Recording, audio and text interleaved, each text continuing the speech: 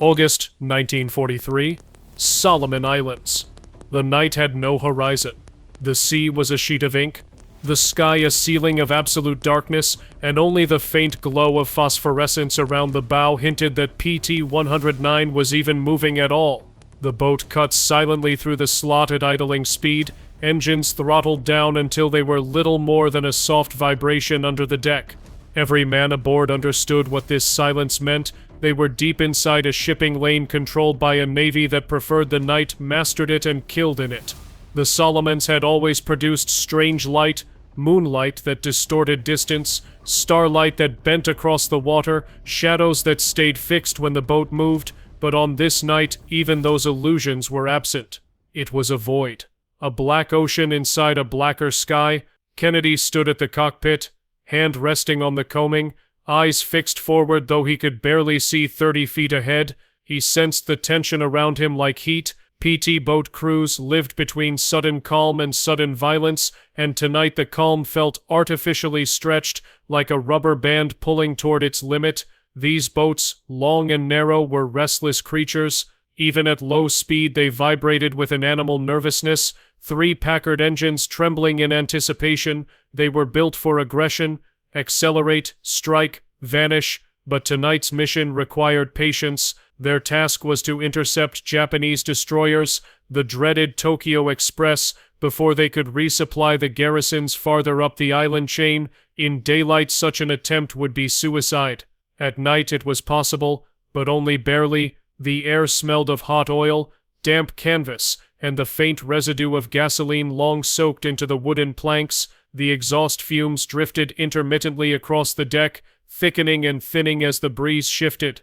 Each man felt the weight of the dark pressing down, that deep Pacific night that made even experienced sailors uneasy. Somewhere ahead, somewhere in that impenetrable void, Japanese ships were racing down the slot at 30 knots or more. PT-109 crawled forward at less than 10. Speed would come later. For now, silence was survival. Kennedy listened more than he looked. The ocean carried strange acoustics at night, a deep thrum of distant engines, a hollow resonance of surf against reef miles away, the metallic groan of the boat's own structure as it adjusted to the swell. Every sound mattered.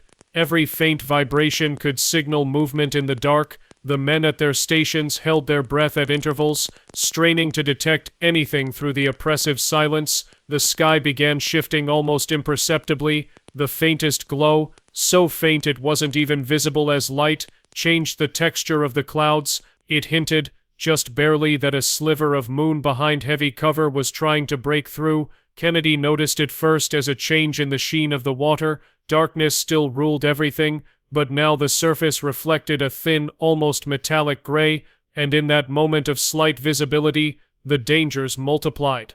Japanese lookouts were legendary. A PT boat silhouetted for even a second could become a target for guns that would not miss. The helmsman adjusted course by instinct, relying on the dim red compass light and the memory of charts studied hours earlier. Navigational landmarks were useless. Even Blackett Strait, normally visible as a subtle contrast of land mass against water, had merged into total darkness. Only the slight shift of wind direction gave clues to nearby islands. Minutes stretched. The boat continued to drift forward, barely leaving a wake. The torpedomen sat ready beside their tubes, motionless except for their eyes scanning the abyss. Sweat ran down their backs despite the cool night. Tension made the air heavy, dense, almost suffocating. A PT crew understood the nature of their machine.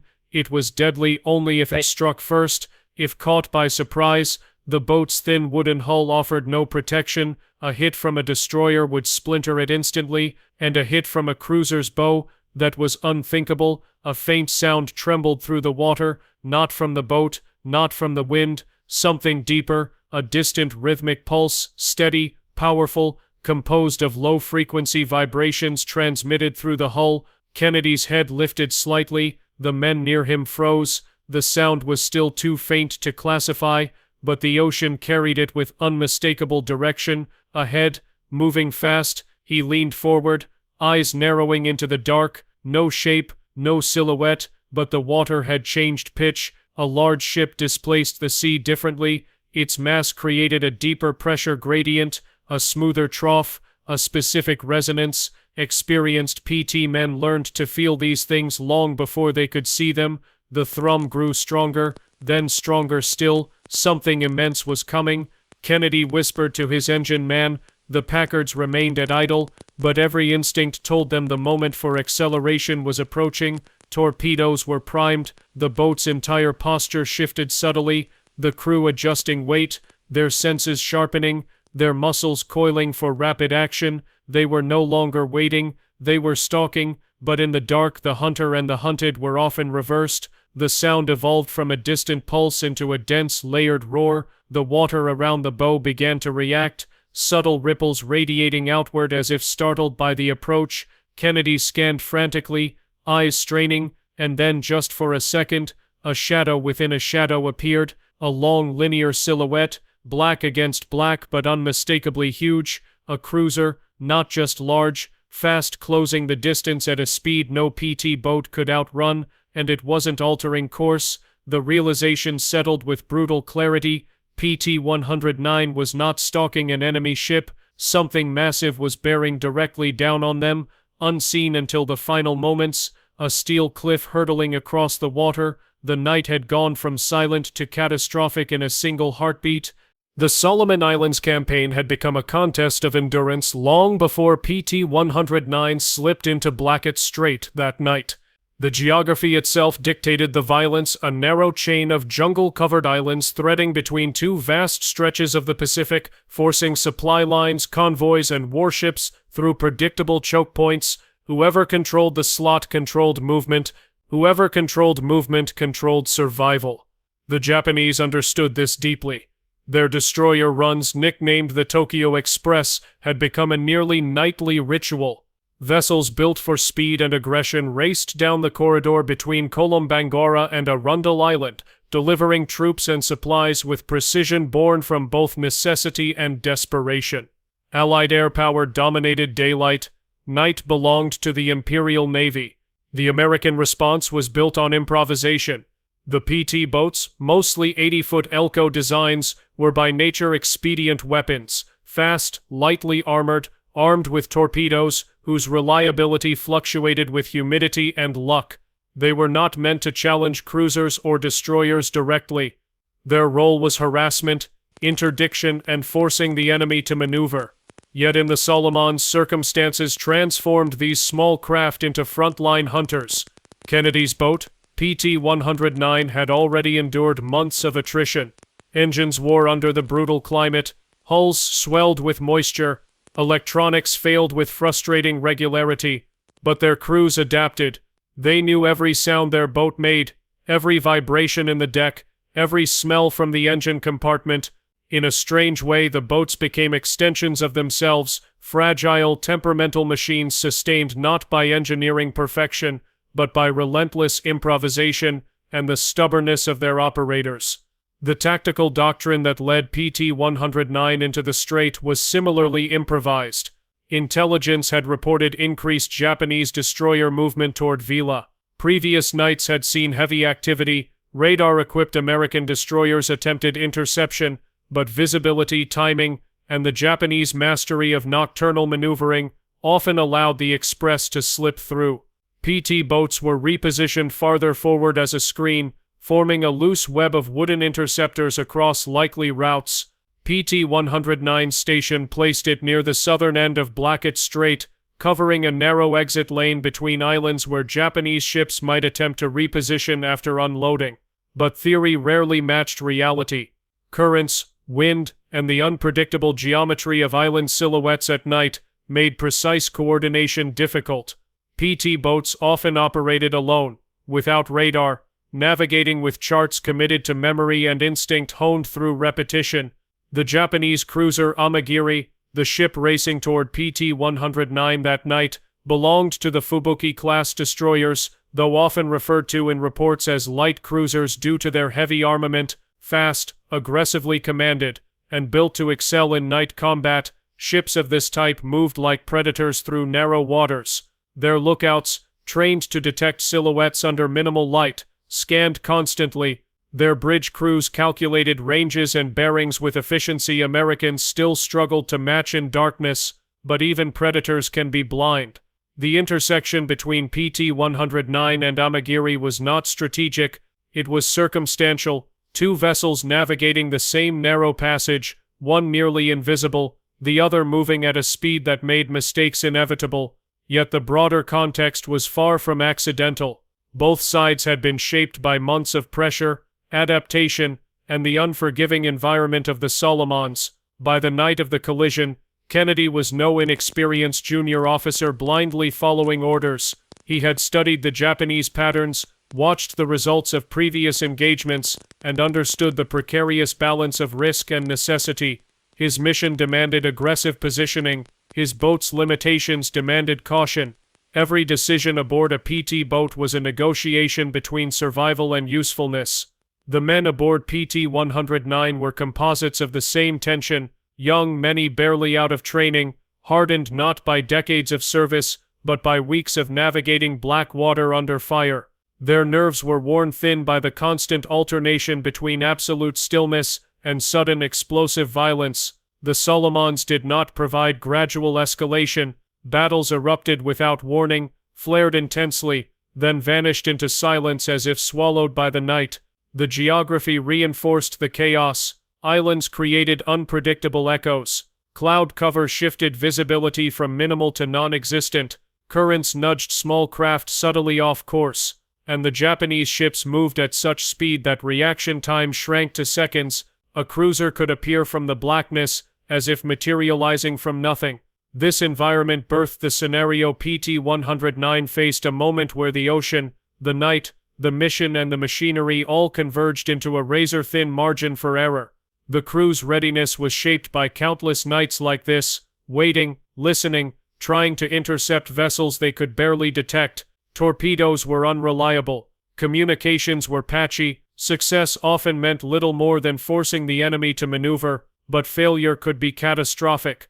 As Amagiri drove down the strait, her bow wave cutting a bright, narrow path through the darkness, she carried the full weight of Japanese experience in night warfare. Her crew was confident, alert, and moving with purpose. Her commander believed the water ahead to be clear. At the same time, PT-109 drifted into a position neither designed nor desired. The boat's reduced speed, intended to minimize wake and silhouette, slowed its ability to reposition. The ambient blackness, which should have masked its presence, also masked the approaching ship until the distance collapsed into an instant of revelation. The convergence was not yet visible, but in the water beneath them, the patterns were forming, a large displacement wave pushing forward, the echo of engines growing sharper, the pressure on the sea subtly shifting. Both vessels were now moving toward a point where attention, instinct, and reaction time would determine everything. Each crew carried assumptions shaped by their respective doctrines.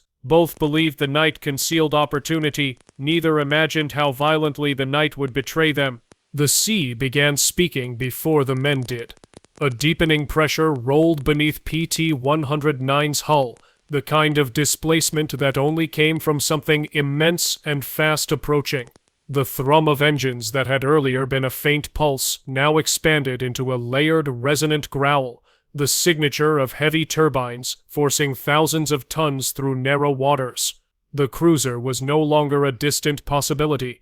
It was a presence bearing down with the certainty of momentum and steel. Kennedy leaned forward, eyes locked on the barely distinguishable texture of the water ahead.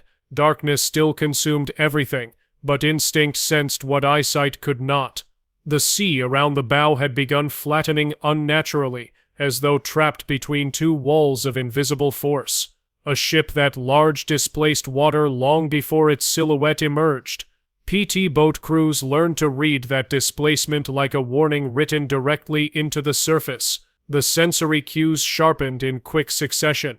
A slight metallic vibration tremored through the deck. A faint shift in wind direction carried the oily scent of exhaust not their own.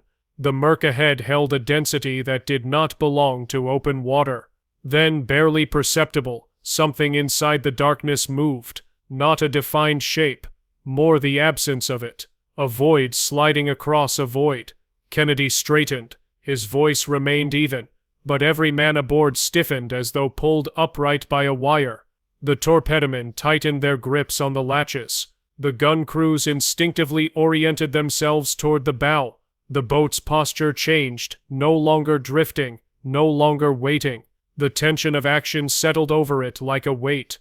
The silhouette clarified with agonizing slowness. First a darker sliver against the dark, then an impossibly long black wall taking form. Then the unmistakable rake of a destroyer cruiser bow carving water at lethal speed. Amagiri was closing the final distance. For a moment the scene felt suspended. Two vessels locked on converging tracks, neither fully seen by the other, each carrying enough momentum to define the outcome long before recognition occurred. The cruiser's bow wave shimmered with faint phosphorescence, a ghostly brightness that outlined her approach like a blade catching half a reflection. Kennedy reacted first. He ordered the engines to full throttle. The Packards erupted from their restrained hum into a violent pounding roar.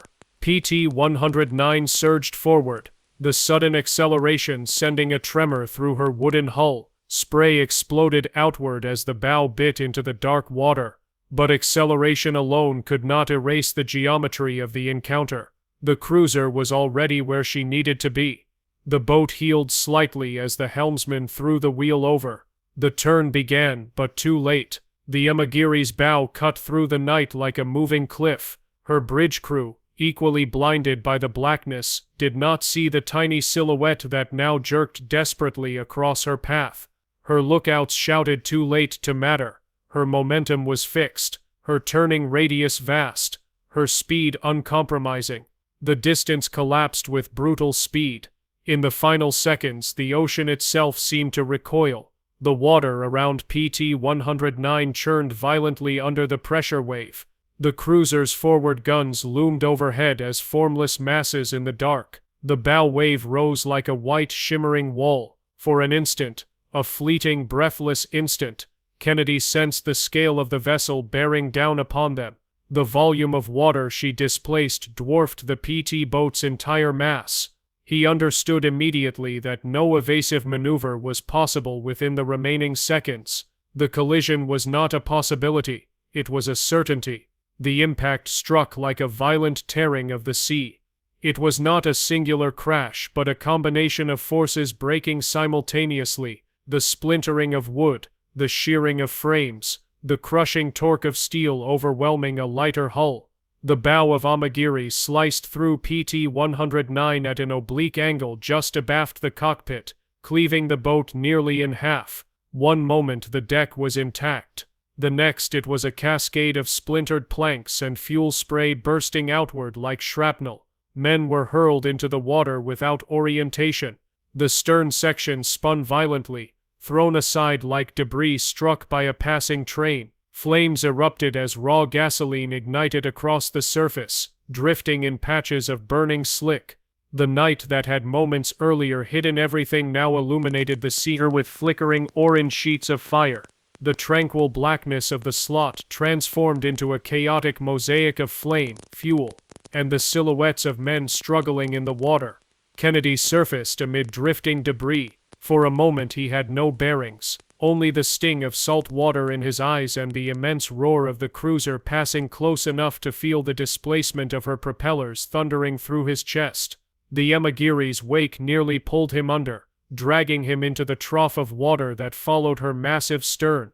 He fought upward, lungs burning, and broke the surface again.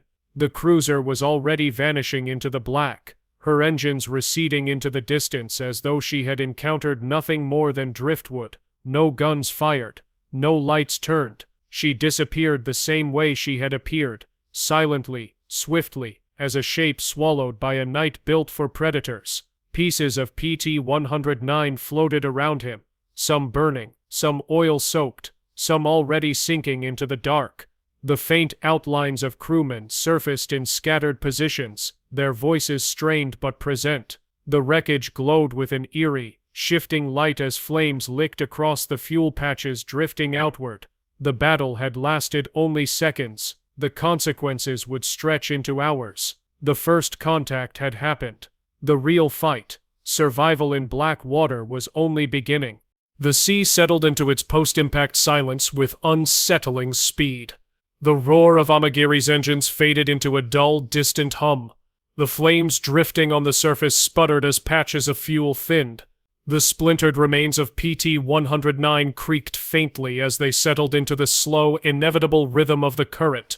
And in the middle of that darkened expanse, the surviving crew gathered into a loose cluster, disoriented, scattered, and trying to orient themselves in water that hid everything beyond arm's reach.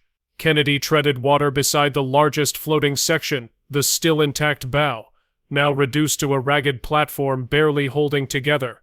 It rose and fell with the swell creaking under each motion, as if the wood itself understood it had moments, not hours, of life left. The air around it smelled of scorched paint, spilled gasoline, and the wet, raw scent of freshly shattered timber. The first task was survival, immediate and physical. Roll call, orientation, counting voices in the dark. The night made distances impossible to judge. Shapes dissolved without context. Sound carried unevenly across the water, arriving louder or fainter depending on where the swell lifted or dropped a man. Yet names answered. Not all at once, not in order, but they answered. One was missing. Frank Wiskow's voice never came. Kennedy felt the weight of that absence slide into the already thick air. But there was no time to dwell. The drift was pulling the survivors across the slot toward reefs, whose geography was as unforgiving as the cruiser's steel. They needed direction, something to hold to, some physical point in the blackness that granted structure to their movement. The bow section seemed the only viable anchor, but even it was dying. Every wave that lifted it exposed fresh fractures along the shattered beams. Water seeped into its interior spaces with slow persistence. It would not last until daylight. The ocean rarely gave second chances to wooden hulls broken so violently. Decisions needed to be made, but decisions required strength, and the men were bleeding it away into the cold. The Pacific at night drained heat with ruthless efficiency. Muscles stiffened, breathing grew labored. The waterlogged clothing dragged at limbs already fatigued by the impact. Exhaustion crept in quietly, disguised as numbness. Hours began to stretch. The flames that had once illuminated their positions dimmed and shrank, leaving only faint orange flickers marking patches of burning fuel now drifting far beyond reach. Kennedy made for the drifting bow section, cutting through the water with long strokes until his hand touched the rough, splintered edge. He pulled himself up onto the half-submerged platform. It dipped sharply under his weight, then steadied. The men closest to it steadied him instinctively, though none spoke. The wood groaned again, a reminder that it too was fighting a losing battle against buoyancy. He scanned the horizon, but horizon was an exaggeration. There was only darkness, no stars, no reference points, no shapes of islands against the sky. The entire ocean was one continuous sheet of blackness. The disorientation was complete. If an island lay a mile to the east, the crew would never know. If it lay 10 yards to the west, it remained invisible. So the work of survival became incremental. Keep the wounded stable, distribute buoyant debris, establish who could swim and who could not, assess which direction the current tugged them toward. The hours passed without clear markers. The night seemed to stretch beyond normal limits, as if time itself thickened in the darkness. The glow from the drifting fuel fires eventually faded entirely, leaving the men suspended in a void without depth or distance. Only the sound of their breathing, and the soft slap of waves against debris kept reality tethered to them. When the first faint hint of gray entered the sky, it did not appear as light. It arrived as contrast, a slight difference in the density between sky and water. Then slowly shapes emerged, not clear shapes, but the suggestion of land rising faintly on the horizon to the southwest. A dark smudge, perhaps a reef, perhaps an island, or perhaps only cloud shadow. The men needed air, warmth, and footing, but the swim would test them beyond exhaustion. Kennedy made the decision quickly. There was no alternative. Using a length of canvas strap and sheer determination, he positioned himself at the head of the wounded engineer Patrick McMahon, securing the strap between his teeth. McMahon was too injured to swim. The responsibility was obvious and immediate. Kennedy would tow him. All the way. Stroke after stroke. Hour after hour. The breaking point, that moment where body and will split paths, came almost immediately. The Pacific offered no ease.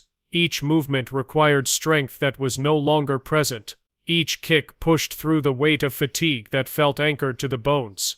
The bow section drifted behind them, carrying some survivors who clung to it because they lacked alternatives. Other men swam alongside, pausing intermittently to gather breath. The current pushed against them. The swell tugged at them. The reef ahead refused to grow larger. Every minute felt longer than the hour that preceded it. Every stroke felt heavier than the last. Kennedy's jaw ached from the strap, but he refused to release it. He swam until the muscles in his back and shoulders burned with deep, debilitating fire. He swam until his breaths came ragged and uneven. He swam until the boundary between endurance and collapse blurred into a single, monotonous struggle. The sun never rose quickly enough in the Solomons. Dawn emerged gradually, illuminating the world piece by piece, and as light finally spread across the water, the shape ahead crystallized, not an island, not a beach, but a narrow strip of reef crowned with dense foliage. Olasana. It was no haven. It offered limited water, minimal food, and no guarantee of rescue, but it was land. Solid, tangible, achievable. Reaching it became the only objective. Stroke by stroke, foot by foot, hour by hour. By the time Kennedy hauled McMahon onto the coral shallows, the breaking point had already been endured 100 times. Muscles quivered involuntarily. Every breath trembled, but the reef held them. The others arrived in scattered intervals, collapsing onto the jagged coral, bloodied by the sharp edges, but grateful for the feeling of something unmoving beneath them. The night had given way to day. The collision had given way to survival, and the battle for life had only just begun. The first hours on Olasana passed with a strange quiet, not relief. The circumstances offered little of that, but a muted stillness that followed the exhaustion of the night. The reef beneath them was jagged and unforgiving, scraping elbows, knees, and palms as the men dragged themselves ashore. The thick undergrowth beyond the beach seemed impenetrable at first glance, a wall of tangled vines and palm trunks that concealed more shadows than pathways. But it was land, and land meant survival on new terms. Morning light filtered through the palm fronds in thin, wavering ribbons. The air was still saturated with salt water, and the men lay sprawled across coral and sand, chests rising and falling with the heavy rhythm of bodies pushed past their limits. No one spoke. Words served no purpose until breathing became easier. The night's ordeal still played silently across their minds, the sudden appearance of the cruiser, the violent shearing of the hull, the cold black water swallowing the wreckage, the long swim through darkness. But dawn came, and with dawn came clarity. Their surroundings revealed themselves slowly. Olasana was not a single island but part of a cluster, small, uneven, overgrown, and marked by the scarcity typical of these isolated islets. Coconut palms leaned inland, their fronds rattling faintly in the light breeze. The underbrush was dense enough to conceal movement, but not rich enough to provide reliable food or water. Inland, the ground shifted from coral to soft earth, dotted with crab burrows and patches of low shrubs. Fresh water was absent. Food was minimal. Shade offered a small reprieve, but exhaustion ensured that the men stayed where they lay for most of the morning. Kennedy rose only when he noticed the bow section drifting farther offshore, carried by the currents that had nearly defeated them. It sank slowly, bow first, slipping beneath the surface until only the faintest ripple marked where it disappeared. Their last physical connection to PT-109 slipped into the depths quietly, swallowed by the black water that had nearly claimed them hours earlier. Survival now depended not on machinery, but on ingenuity and endurance. The first task was water, the second, shelter, the third, signaling. Shade was plentiful under the palms, but water remained elusive. Some coconuts provided enough liquid to stave off immediate dehydration, though the quality varied.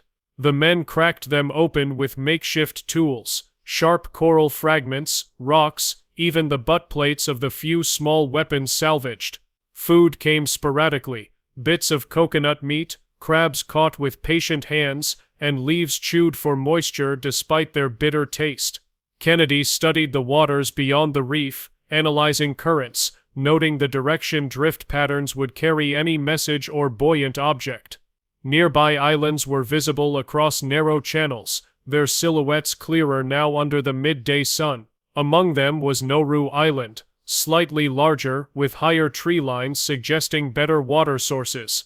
It also seemed closer to potential traffic lanes where native scouts or Allied coastwatchers might pass. But before moving the entire crew, reconnaissance was necessary. Kennedy's decision to swim again, this time toward Nauru, came from the same core resolve that had carried him through the night.